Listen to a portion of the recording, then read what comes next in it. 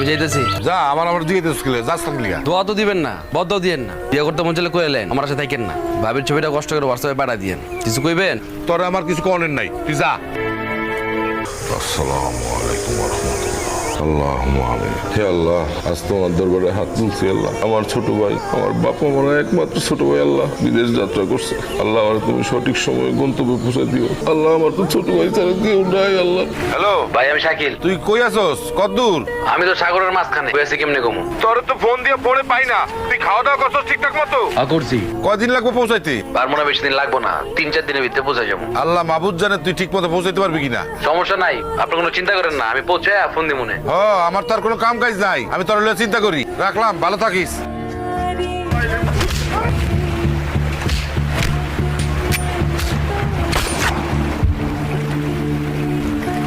বন্ধুরা